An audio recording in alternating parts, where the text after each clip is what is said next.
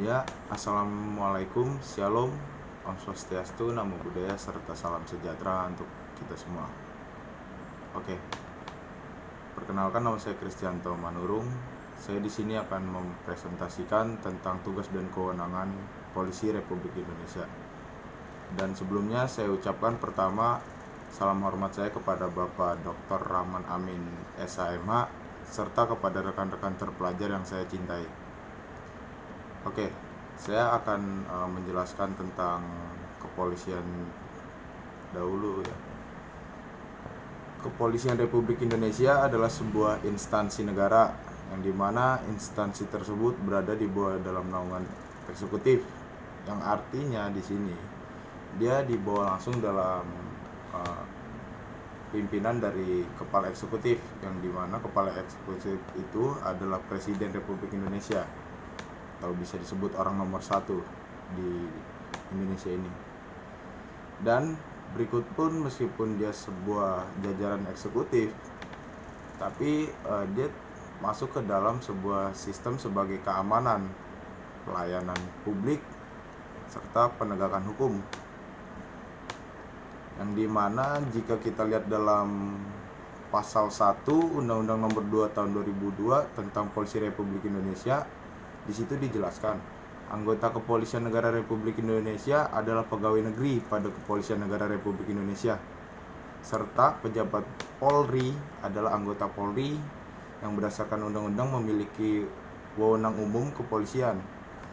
Kemudian kita merujuk lagi kepada pasal 2 Undang-Undang Nomor 2 Tahun 2002 tentang Polisi Republik Indonesia. Di sini menjelaskan fungsinya ya. Fungsinya kepolisian itu adalah di bidang pemeliharaan keamanan, ketertiban masyarakat, serta penegakan hukum, perlindungan, pengayoman, dan pelayanan kepada masyarakat. Nah, berdasarkan Undang-Undang Nomor 2 Tahun 2002 ini dapat kita simpulkan fungsi kepolisian itu untuk mengayomi masyarakat serta memberikan perlindungan dan penegakan hukum, sebagaimana memang mandatnya polisi adalah sebagai keamanan dalam negara. Kemudian kita masuk kepada tujuan, peran, dan tugas pokok Polisi Republik Indonesia ya. Menurut pasal 4 Undang-Undang Polisi Republik Indonesia, yaitu terpeliharanya keamanan dan ketertiban masyarakat serta tegaknya hukum dan terselenggaranya perlindungan, pengayoman, dan pelayanan kepada masyarakat serta terbinanya ketentraman masyarakat dengan menjunjung tinggi hak asasi manusia. Jadi berdasarkan pasal 4 ini Polisi Republik Indonesia itu juga diberikan tugas pokok untuk menjalankan ketertiban masyarakat, ketentraman masyarakat, tapi dengan menjunjung tinggi hak asasi manusia, artinya nilai-nilai hak asasi manusia. Makanya kita sering mendengar juga dari kata bapak dosen kita Dr. Rahman Amin bahwa polisi itu adalah polisi humanisme. Ya, contohnya seperti itulah yang menjunjung tinggi hak asasi manusia. Kemudian kita masuk ke peran kepolisian menurut pasal 5 ayat 1 Polisi Republik Indonesia, yaitu juga menjelaskan tentang memelihara keamanan dan ketertiban masyarakat, menegakkan hukum, memberikan perlindungan serta pengayoman dan pelayanan kepada masyarakat guna rangkanya terpeliharanya keamanan dalam negeri. Ya. Kemudian kita masuk ke tugas pokoknya ya. Tugas pokok kepolisian menurut pasal 13 Undang-Undang Nomor 2 Tahun 2002 tentang Kepolisian Negara Republik Indonesia, ya di sini juga dijelaskan memelihara keamanan serta ketertiban masyarakat dan menegakkan hukum.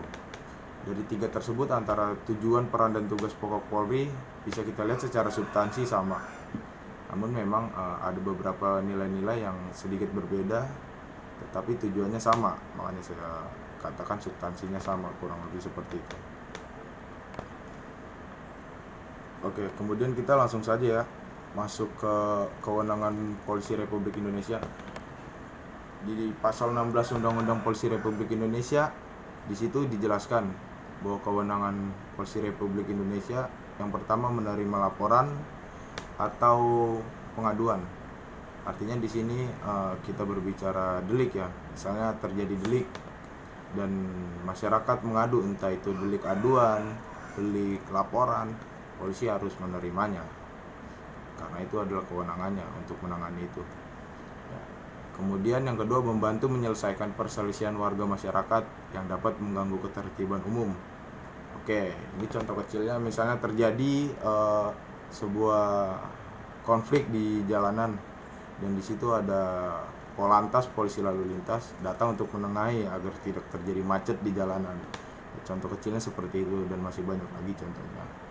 Kemudian kita masuk poin yang ketiga, mencegah dan menanggulangi tumbuhnya penyakit masyarakat.